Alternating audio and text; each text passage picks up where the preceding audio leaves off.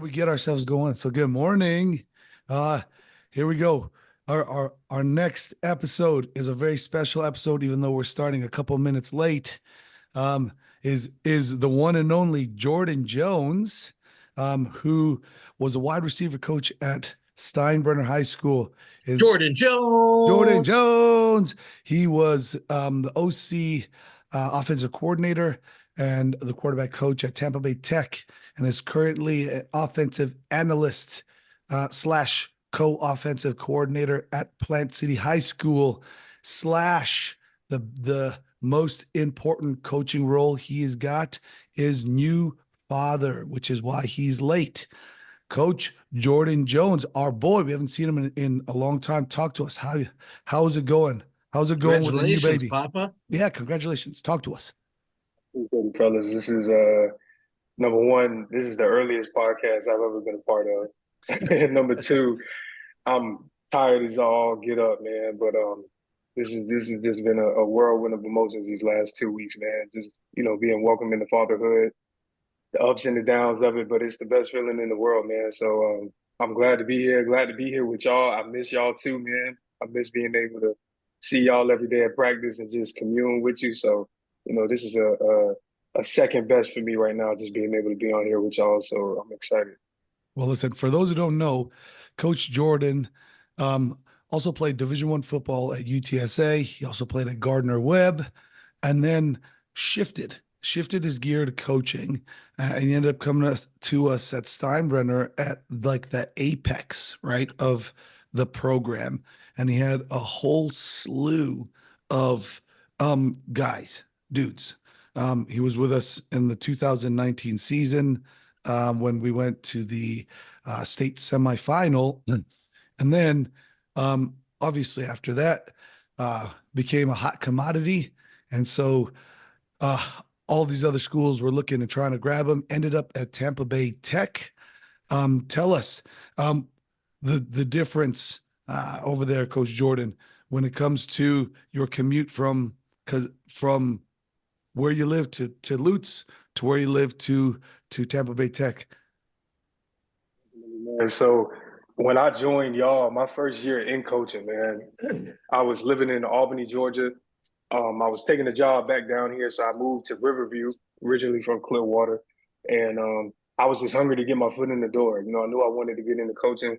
I met with Coach Perez, and we just hit it off. You know what I mean? So it was a no-brainer for me. But as you mentioned before, that commute was it was tough. So I was traveling from Riverview, probably about 40 to 45 minutes up to Steinbrenner. What was that? 5, 6 days a week, every day, almost. Besides Sunday. Sunday we didn't meet, and I did it for 2 years, man. And 2 years without a dime, man. And it's just the love and the passion for it. I think what y'all have cultivated over there. No pun intended to the podcast. Yeah, for real. I think just that atmosphere and just the camaraderie and just the brotherhood y'all have, not just from a coaching standpoint, but from a family standpoint, right? With the team moms and everybody putting it in, and the kids and the parents and whatnot. It was all worth it. So I did that for about 2 years. Obviously, that became kind of a hassle having to drive that far, and got in touch with Jason Roberts over at Tech, and kind of similar situation. Rob and we hit it off. He's a really good dude. A lot of similarities between him and Perez, and I started there just as a quarterbacks coach and passing game coordinator. And then the OC, he kind of promoted me. He wanted to take a year off. He promoted me in my second year, and then kind of threw me in the fire to be the OC, in my third year of coaching. So, yeah, and that's where I'm at today, man. Speaking of getting thrown into the fire, when we first met with Coach Perez and probably Coach Rob as well too, those guys present a particular way. They definitely have authority figure type of kind of presentations. What was your meeting like with those guys? I'll never forget it. So I'm in the locker room with Perez. This is the first time meeting him. I figured it out on Football Scoop, created somewhat of a resume because I really didn't have no experience outside of playing. So I drove down from Albany. I was coming down for the weekend. I met with Perez on the way, And man, it was a lot of show and tell, right? So he talked about receivers, he talked about Dean, he talked about Bit, he talked about guys like Jet, JP, Carson Franks. You know what I mean? We had a that was Loaded. a crazy room. You know what I'm saying? You couldn't ask for a better way to enter into coaching, right? And you know what I'm saying? He had me up there trying to teach him how I do perimeter blocking. You know, really just showing what I can and how would I illustrate it? How would I teach it to his kids? And you know, he treated each of those kids as his own, right? So you can't just let anybody come in and you know potentially mess up what y'all have. So that interview, man, it was very detailed, man. I got a good glimpse at, you know, one, how smart he is, you feel me? And Yeah. two, just how important what y'all built meant to him and how Yeah. much he wanted to protect that. So, you know, for me early on, that just taught me really just the details, you know what I'm saying? So Yeah. it was a great opportunity. Oh yeah, he's definitely very much so. They are both very much so detail oriented. They're very organized, um, and they're great coaches. So then now he hires you on, and then you come to the first practice and you meet us. Tell us what you thought the first time you met us. Man, I didn't know what to think when I first met y'all, man. Y'all were on 10, man. Just joking around. Y'all made me feel as if I've known y'all forever, which, you know, that's big for me. You know, coming into a new culture, a new realm for me. I've never been into coaching before. You need brothers like that. You need somebody who's gonna kind of make you feel comfortable, kind of take the edge off and not seem, you know, so uptight. So when I first met you and Plusky, man, that's the first thing I thought. I'm just like, one, who in the world are these two? And then two, you know, once I got to see y'all, you know, just working with your group, working with Dion, working with, you know, I think we had Johnny Mallon during that time, man. Yeah. And I saw the details y'all had, and I was like, number one, you know, I was surprised that we had two running back coaches in high school, but then number two, I was like, I see why now. You know what I mean? That's the same model that they follow in college. You know what I mean? Because each person is gonna bring something different to the table. So I feel like seeing what y'all were able to do together, you know what I mean?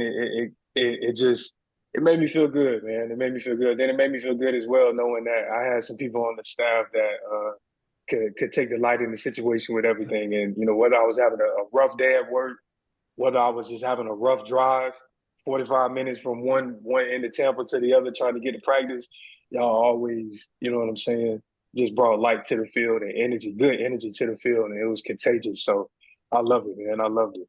Well, I remember it that was at least a week before you realized I was not Brad Pitt. You were like, "That's Brad Pitt." And I was like, yeah, Wait, that boy's good looking. it also took him another couple of weeks to realize you and Coach Jordan were not twins. That's racist. Don't No. say Oh, Yeah, yeah, yeah, yeah. I agree. I hey, agree. Hey, hey, good call. whoa. Good call. Tell us, what was your best memory with us in the last couple of seasons that you were with us? What'd you like best? What was the thing you remember the most? the most. I'm gonna give two memories, right? All right. I'm gonna give two memories. I'm gonna give the first memory. I'm gonna give our last game of the season, regular season. We were undefeated at the time, and we were going up against a Chamberlain team. Chamberlain at that time, they were loaded, had a ton of athletes. You know what I mean? Their record didn't really reflect it, but they were getting ready to go to the playoffs. But we knew that would be our biggest test, and kind of just being able to see from a coaching standpoint, our kids kind of take a foot off the brake, if you will, a foot off the gas pedal, if you will, and kind of be lax. And then learning that lesson of you got to bring your A game from a preparation standpoint and just from a performance standpoint every time. So we ended up losing that game. It was a close game. We ended up losing it. And at that moment, we had a conversation with the kids on, I think it was that following Saturday when we came in. And this is before we made that historic run. And I feel like we wouldn't have made that run if we didn't have that lesson, you know, and I can't remember exactly what was said to a T verbatim, but a lot of it was just based on at this point forward, this can't happen again. You get what I'm saying? From a preparation standpoint, from a focus standpoint, every day got to be our Super Bowl. So watching them kids just kind of turn it on and change their mentality and become almost like pros, You know what I'm saying? From a preparation standpoint, I love seeing that. You know what I mean? I had those moments in my career. So being able to see some kids in high school be able to do it, man, that was beautiful. And then, man, I'm gonna go up with my favorite moment.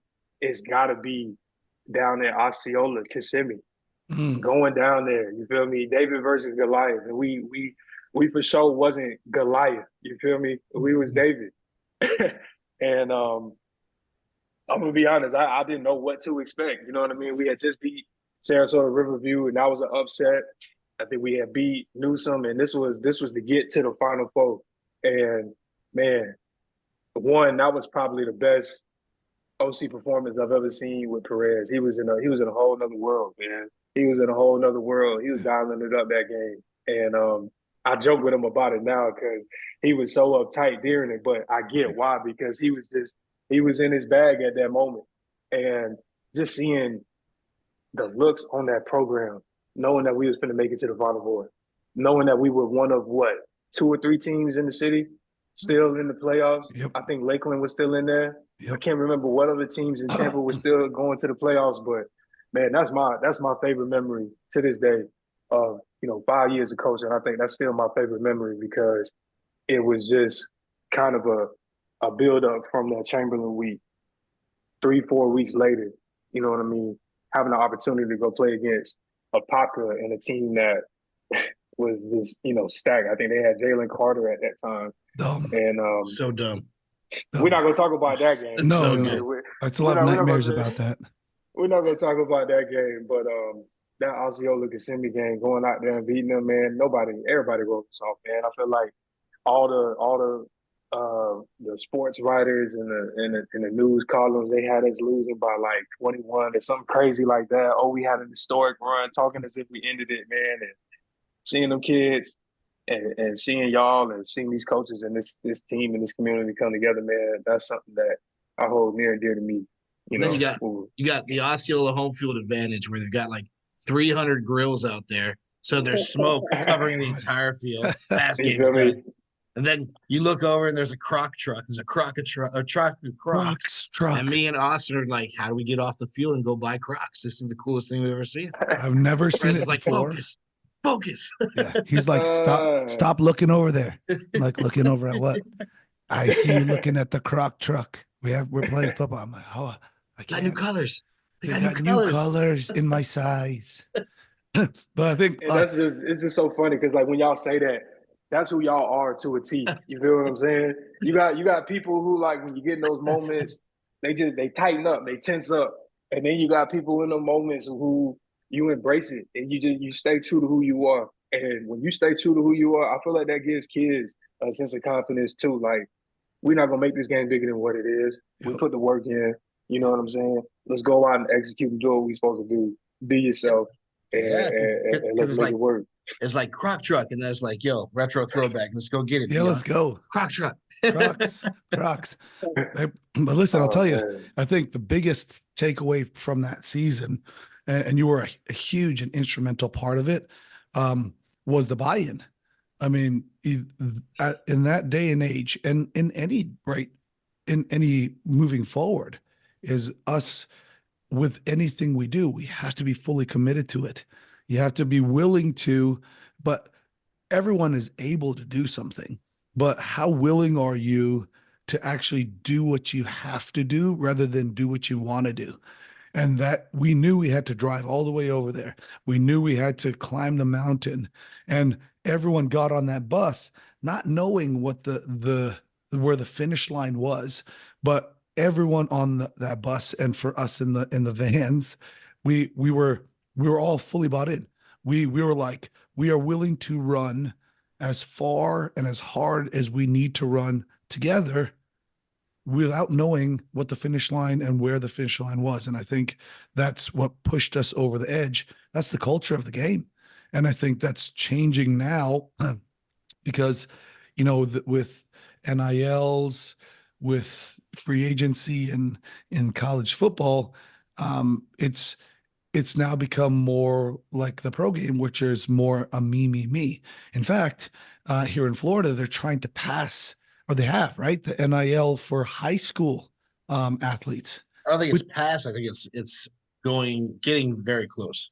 Yep. And so the hard part about that is now we're now making it a me game in the high school game, where I don't think it will really affect us except for a very small few because of coaches like you, Coach Jordan, where you got the right mindset. You got the right heart for the game. You said you did it for 2 years without just on a straight volunteer basis. And that goes to show how much character you've got, right? How much integrity you got. But that you don't have to tell people, I'm a good dude. Look at what I do. You just do it, right? Without the pat on the back, without the reward at the end. Um, and people can see it. People can sense it. And I think we talked about it while you were still working sales and coming to coach, and you would come and have bad days.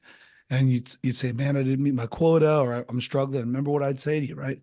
I said, keep on running the race. Listen, there's no finish line in life. The idea that you are falling in love with the process, then trying to seek out the prize is why you are successful. You were succeeding with us as a coach then, why you're successful as a coach now, why you'll be successful in business, why you're successful as a father, right? Is because you have that built in. You have that part of you built in that you're not looking for the finish line. You're just running the race. And so let's shift some gears because let's talk about some fatherhood now. I mean, you're a rookie with us when you came as a coach. Now you're a rookie with us as a father. I'm middle because I only got 3.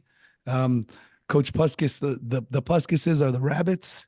So they're the veterans, and you the rookie. Tell us, Right. what your favorite what your favorite memory of fatherhood is so far. I'm only 2.5 weeks in, man. So I'm still, you know what I mean? I'm still raw. I'm still green to it. I'm still learning. But man, I would say memory right now is the first time I was able to get up with him in the middle of the night and feed him. You know, fortunately, my girl, she's breastfeeding, so that kind of takes the power out of my hands to a sense, right? So I'm not able to really bond with him as much, right? So we had a bottle. We got up around like 3 a.m. She's dog tired, right? She been getting up every hour on the hour with him, and I don't know what it is. I don't know who he get it from, but that boy got a set of lungs on him. He can scream to the top of his, you feel me? And and the minute he gets what he wants, it's over with. You know what I mean? He's not upset anymore. But Oh yeah. I was getting ready I had an early morning that morning, right? I had to go to Winter Park. I had an important meeting, and I was getting ready to leave at like 5:30. So, you know, he's up. It's like 3:30 in the morning. He's crying. I get his bottle ready. I pick him up. And the minute I turn the light on and I go in the loft with him, man, he just looks me dead in my eyes. And, you know, he wasn't old enough to smile. He wasn't old enough to really say anything, but just being alert, looking at me. I felt like he just, I don't know, man. I can't even explain it. It was Like you just like felt safe.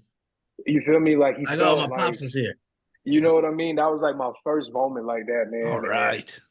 And that was dope.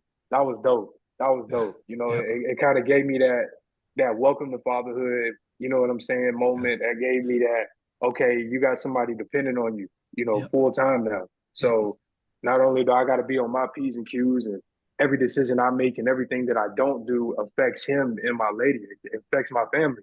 You know what I mean? So that was a special moment. So, you know what I mean? I can't say it's special like that every time at 4 a.m. It depends on what I'm waking up to. Sometimes it might be a full diaper. Sometimes he just, you know what I mean? He's just hungry. Sometimes it's both. But that's been my favorite moment, Sometimes you man. can't figure it out. That's it. Right? Seriously, sometimes he just wants to be held. You just don't know, and it's tough because he's not able to communicate it. But you know, we're starting to listen to his cries. We're starting to learn different things. Okay, you know, when he does this, he's trying to eat his hand. His little rump is hungry. You know what I mean? No, If he's kicking and moving, he just wants to be, moved. If it's a high pitched cry, he's probably wet. You know yeah. what I'm saying? So in in a little bit of time that I got, as a father, it still hasn't even hit me that I am, but in a little bit of time that I got, I feel like it's been the best feeling, man. It's been awesome, man. That's awesome. Well, listen, I can't complain at all. for probably the three of us, I've got the oldest. Ainsley just turned 21, and something you said is something very, very true, and it's something that most young men who become fathers shift into. And this is something that might shock you, but it might depress you too, is that there is no decision that you will make from here till you leave this earth that will be for just you. Always in the back of your mind, and I've done it for 22 years, that every decision I've made you have your children and your family in the back of your mind. But you know what? I don't think it's depressing. I think it's actually a good thing, because we take our egos as young men, where it was all me, me, me. What can I get out of it? And now you flip it and you go, listen, what can we get out of it? What can I do instead of for myself? It's what can I do to serve my family, to serve my child.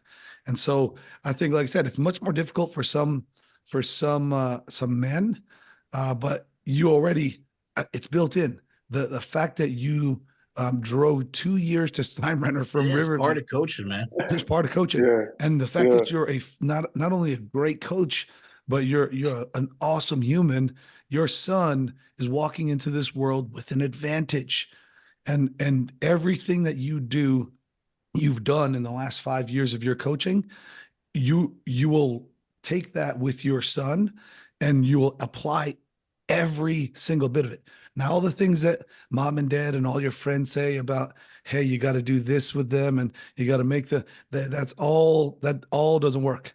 Everything you have done so far as a coach, trust me, you're ready. But you won't be ready for the blowout. Oof. Have you had one of those man. yet? Still not. I man, have I? I've been. You're like, done oh, peed I know I put on. that diaper on right. Yeah, no, listen, Listen. the blowout that goes from the back all the way to the back of the hair. You got that one yet? And I got it up. I didn't got it to the back of the hair. I got it to the mid part of his back. He got a long Ooh. back. You feel me? So I learned my lesson real quick. I would say probably worse than the blowouts though, especially having a boy, is he can have a dirty diaper, and I think it's okay. We ready to change. He's done. Oh yeah. Man, I done got caught everywhere. He done hit the wall. He done hit the ceiling. He done hit me. You feel me? So I'm still trying to master that. Super Just If you can't slip, because if you slip, then you're slipping, and now But you you got think pee and you got pee on your face. for real. But you think about what you said though. You guys are watching his little movements when he does this, and it's coaching, man. Like you watch your players, you see how they respond to certain things. You know when they're acting certain ways, it means this, and everything translates so well into what you do with your child, and it's so cool that you just made that connection. And don't even know if you noticed you did, but there's just so much that you can take from the career and apply it to just life in general, and it's awesome. Well, no, listen, it is that way also, where children are like the greatest waste of time ever and resources. That's another lesson you need to learn, is that one is you're never going to make a decision for yourself. Two, you're going to be poor for a large majority of your life. But you know what? Still am. You are going to love it. You will not trade it for the world, right? Because they are the greatest waste of time and resources, especially now when they're little, because you will hold your boy. I know this because we've all been there. You hold your son and you're just watching him breathe. You're fanning his hair, right? And you're looking at his fingernail. You're putting his hand on your hand. You're like, wow, this is such a small hand. And then you're like, I've been here an hour and I've got nothing accomplished. But you feel so fulfilled, right? You feel fulfilled. I put him in a baby burrito. Man, I tucked him in. I got 5 points of pressure, so he's like high and tight. You know what I'm saying? Right. But that's But you know what that does though is that that's an hour you're not thinking about all the crap you dealt with all day. Yes. And it just, you see the kids, and they don't judge you. They don't care about anything, but they have pops on, and it's like, all right, I can do this. I'm good. Just I'm like good. football, right? Football and sport in general. It's such a great distraction to real life because you have mortgage, you have car payment, you have bills that you got to pay. You know how many of those things he cares about? None. You know what I mean? Does he worry about what's going on in politics right now, or what the economy's doing, or what the how? No, he wakes up at 4 a.m. and you flick on the light and he looks at you and he goes, "I'm safe." Bro, how awesome is that feeling? And that will be like that through the course of all of his firsts. His first word, which hopefully is dada. You know what I mean? His first, real food, his first steps, and it keeps going, right? His first day of school, his first little girlfriend, his first kiss, and everything that we acquired as coaches, right? As people, we have to then give to them, right, in order to help guide them through and navigate through a world that's very, very distracting nowadays. You know what I mean? But if you don't know who you are, or if you haven't established who you are and have become the best version of who you are, it's very difficult to then try to help another small human being become their best.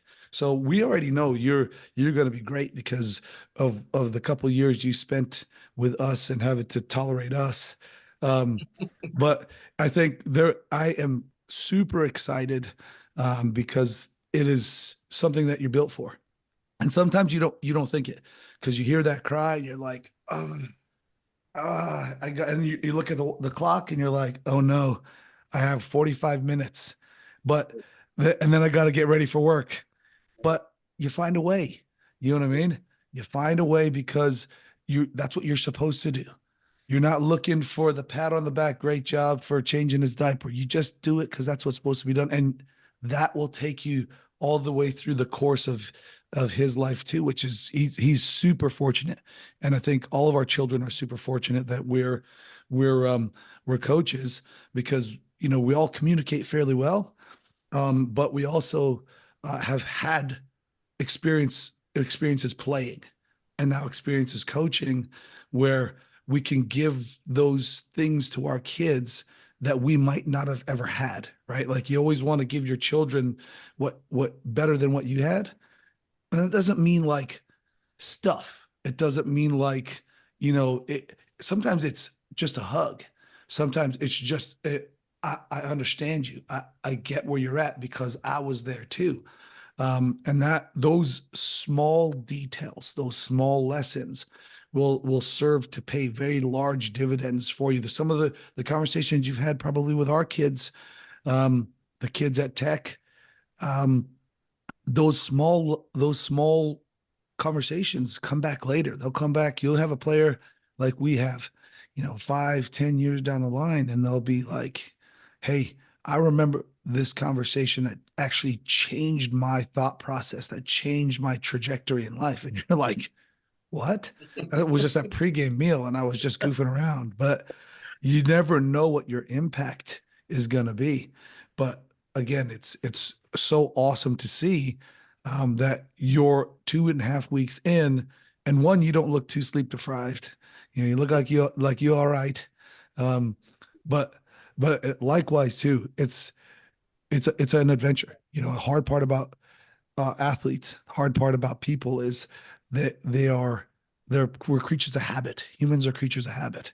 So we love to do things that we feel comfortable doing that are safe. And one thing that children are not, they're not safe. And they make you super uncomfortable. They just do it. And if you're already, because you're an athlete, you played Division I football, you understand what uncomfortable feels like. That is something that you will also, so anything your child does to embarrass you, anything that he does to, man, you'll be like, no, I get you. It won't surprise you one bit. So Coach Greg, the veteran in numbers, I'm the veteran in age of kids. He's the veteran in numbers. what do you have for Coach Jordan? What do you got for him parent wise, father wise? Let's go father wise, fatherhood wise. The most stressful thing for me was always, because it's your first time being a father, every first thing that happens, it's probably not as big of a deal as you think it is. I remember like, oh, she fell over. She might have hit her head. Should we go to the hospital? It's like everything. Yeah. And then by child 4, it's like, yo, Beatrice just fell off the roof. And you're like, what was she doing on the roof? I think I should go to the hospital. No, she's fine. She'll be all right. It's like when But kids throw first a fever, right? yeah, it's like, oh, it's 102. That's oh my gosh, there's 101. Let's take him to the ER. Relax. And then by the last one, he's dying. You're like, just hey, kid, get up. You're fine. put some dirt on it. What are you doing? Suck it up. So It's just a beautiful thing, man. It's awesome to be able to, and it's now I'm at the age where my kids now all have their own full personalities. It's wild that 4 kids can grow up in the same exact house with the same parents, and they're all so freaking different. It's unbelievable. But it's so cool. It's cool that different things make them tick. They all have very different interests. And whether you love them or you hate them, or not the kids, the interests, hopefully you love them, the kids, but the interests themselves, you learn to enjoy them because it matters to them. And I've never ever thought I was going to have my fingernails or toenails painted 800 times in a week, all different colors, but the joy it brings my daughter is the coolest thing ever. So, I'm all about it. Whatever makes them happy and keeps them just on the right path to being great people. It's like we do with our program. We're trying to make good citizens for our community. And as a parent, that's my goal, is just produce these 4 kids into, people that are positive out in the community once they get older. I think we're doing a pretty good job so far. And just following in the footsteps of, the people who taught me kind of how to be a dad. Some of the, my father himself, and then some of the coaches I've been around a long time. It's been pretty cool just to see the kids grow up. And now I've got a high schooler all the way down to a 2nd grader. It's a lot. Yeah. It's a lot, but it's awesome. Awesome. Hey, ready for mine? Here it is. I listened to a podcast with Des Bryant. Phenomenal. And it brought me to tears too. And it takes a lot to do that. But he said it's about generational curses. He said, you cannot yell at your kids at night and expect them to have a good night's sleep. And he also said, you cannot yell at your kids when they first wake up and expect them to have a good day at school. So you are the voice of reason. It's your tone that sets the day for everyone, not just your son, but your whole family. And that's something that it sits real heavy with me, because we all come from an old school coaching background where it was super commonplace. Physical violence was super common. Physical abuse from your coaches, verbal abuse from your coaches, right? That's normal. But in today's day and age, it's not. But we, for so long as athletes, found that as an acceptable behavior. And then we do that to our athletes. And ultimately, we do that to our children. And then we wonder why our children are as pissed off as we are when they get to teenage years, right? And they can't communicate their feelings properly. And you feel disconnected to them. And the reason is because we think that yelling and screaming is the answer. We think that hooting and hollering and telling them what they did wrong was more important than their feelings. And letting the things go, like Coach Puska said, like you got to let a lot of those. He's going to do a lot of stuff, and there's a lot of things that is going to make you mad. There's a lot of things you're going to say that make you mad. Like currently, my sons have figured out the that weird moan sound. That one, bro. I'm like, oh my goodness. They're calling all of us bro. So now we're in the bro phase where they call my wife bro, and I'm like, and then your mama face. Oh, geez. I'm like, you realize you're talking about her. Stop. So, but you got to let some of that. It's gearing them correctly, letting some of it go, not laughing at the inappropriate time. That's hard. But this one is for Sorry. you specifically, because this will never not be funny. Okay. This is just you as a man, and this is something you will pass down to your son like we all have. There are only two things that are funny to men from when you're born to when you die. You ready? One is farts. Always Oh, yeah. funny. And two is drawing wieners. Anytime you see a draw a wiener on the desk in the bathroom, dude, you're laughing. Because even that little dotted line, you're like, Dude, okay. They're all over the desks in my classroom. I teach high school students. Yeah. My sons are doing that now. That's the phase we're in, guys. 10 years old and 8. And I'm like, guys, they take their water bottles at football practice and they go, "What's this, Dad?" No, nah, I know what you're drawing. Just stop. Okay. Just stop. So that I think are for me, is going to make you a phenomenal dad. Is don't be such a disciplinarian. There's going to be a lot of things you're going to do. But those two things will always be funny. Just laugh under your breath because you're going to get slapped. I'll tell you what. Ask me how I know. I get slapped all the time for it. But yeah, we are super, super excited for you. And just like when you came on to us as a coach, we love still speaking to you now as a new dad. That's why we want to bring you on, because life's changing, but life's changing for the better. It's going to get harder, but it's all for a greater purpose, and that purpose is not yours. It's when you leave this earth, he is going to be your legacy, right? Like everything you will teach your son is going to be for a time that you will not be here. So if you put the time and effort, right? You put the love in, you pour it into this guy, what he's going to do is he's going to be a reflection of you when we're not here. And that's the legacy that we want to leave behind with our people. You know what I mean? So, Yeah, that's fatherhood right there. I feel like you both made great points. And I think a lot of my upbringing, I was fortunate to have both of my parents, but me and my pops, we clashed a lot. And I think we clashed a lot. Now that I'm older, I see it more as he didn't have his dad, right? So he was still trying to learn how to be able to raise a young man. And then I'm just gonna be real. Me and him are the same. You know what I mean? Like when you are who raised you, it's easy to clash. It's easy to butt heads. But our relationship has definitely grown.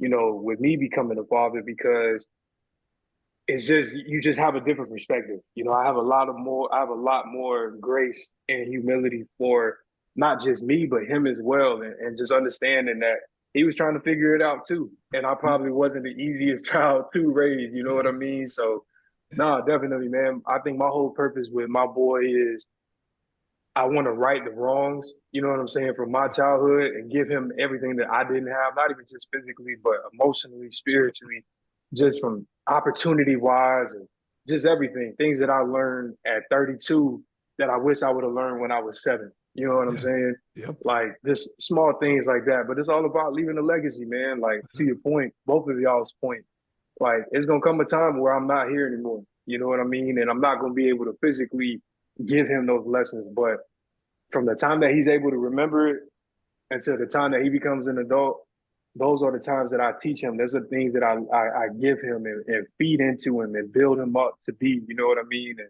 to me, that's my job, right? This is the most important coaching job I have, there right? you go. Don't ever stop coaching.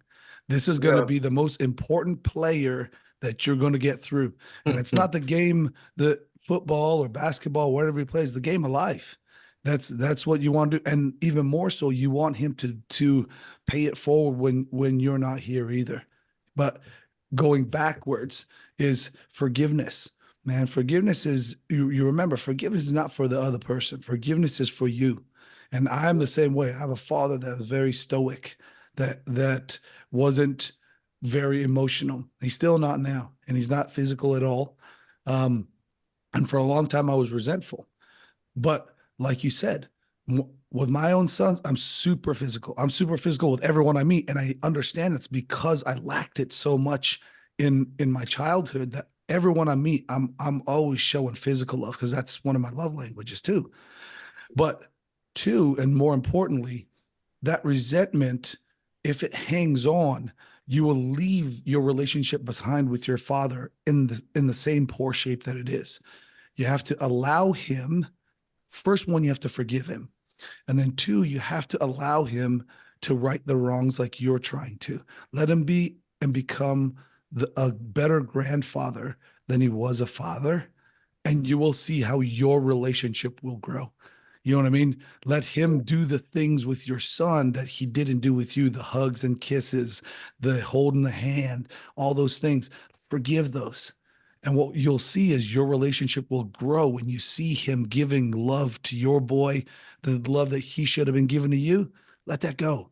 If he does it with your sons, boy, you know he's making the rights wrong or the wrongs right. See, this is why we're so different because Austin's so loving, caring. I'm like, you toxic bitch. See ya. Hey! Done. Hey, listen, I love this conversation. We got to go back to it. We have to come back. I got to roll because I got to work out today. I know you got baby back to baby duty. I know Coach Puskis is over there just being fat. So That was this one. We have so much time, and we'll go back to it again. There's so much to keep going over, but I'm so happy, and we're appreciative of you spending your time with us this morning. Jordan Jones Part 2 next week. Jordan Jones Part 2. But listen, we remix. We are, even though we haven't talked for a long time, we are always for you. We always love you, and we miss you super. But we know we'll be back around. Before he goes, we need what his advice is for Steinbrenner. Yeah, listen, you can't miss that one. Hey, I missed it, but let's go back to it. Just as the last word, what, as a player and as a coach, right? Give us your coaching nugget to our Steinbrenner kids coming up. Yeah. I think as a player, especially, and we kind of touched on it a little bit, as a player in today's day and age, run your own race, right? I feel like comparison steals joy in my mind. If I sit here and I compare what the next man has or the attention he's getting, it's going to take away from what attention I may or may not have. You know what I mean? So as much as you can, man, just put your head down, grind. If it's meant for you to be where you're supposed to be, it's going to happen. Nothing can stand in the way of it. But run your own race, right? I feel like we in a world now where, you know what I mean, everybody's just trying to compete with each other. So I feel like from a player standpoint, you got to run your own race. And I think as a coach, I feel like just there's details in the details. And I really wouldn't even need to tell y'all that as a staff. You know, I feel like as a staff, even when I was there back in 2019 on both sides of the ball, right? Not just from Perez and Del Valle, but as coordinators. But I felt like we had a staff full of coordinators. You could have coordinated. Pusky could have coordinated. Rob could have coordinated. I wasn't ready for it at that moment, but y'all were building me to be able to coordinate in the future. You know what I'm saying? Same with the defensive side of the ball. So I feel like for y'all, man, just the main thing. You know what I mean? Steinbrenner to me is a special place because it looks different than every other school in Hillsborough County. And it's meant to look different than every other school in Hillsborough County. But I feel like what y'all are able to do on a consistent day in and day out basis is just a reflection of the details that y'all have put in, man. So never lose that secret sauce. I'm still trying to, you feel me, implement it everywhere that I go. But man, I appreciate y'all both, man. I love y'all. I miss y'all. That was my favorite year of coaching, still to this day. You know what I mean? That was my favorite year of coaching, and a lot of it just had to do with the brotherhood and how y'all embrace me. You know what I mean? So anytime y'all want, man, I'd love to be able to hop on and, you know, cover any topics, man. It's a blessing, and I love what y'all are doing for the coaching community and just for football, you know, in this area with this podcast. There's a lot of gems. It's a lot of gems that you could take and apply to your life, man. So, you know, don't. Well, listen, we embrace you. Listen, embrace. Here we go. Air embrace. There it is. Hey, this will be real when we see you next. But Oh yeah, man. hey, we love you. We Love you, miss dude. We are so proud of you. Hey, keep on going. Keep on moving forward. Hey, if you need us, just holler. Hey, Get the crazy uncles over there. Yeah, heck yeah. Hey, we'll talk to y'all soon. To our 39 subscribers, we appreciate you. This was an awesome one. I hope you stay right to the end because that was a nugget from Coach Jordan. Keep the main thing, guys. Listen, have a great weekend, boys. Love you. We're out, big man. Woo!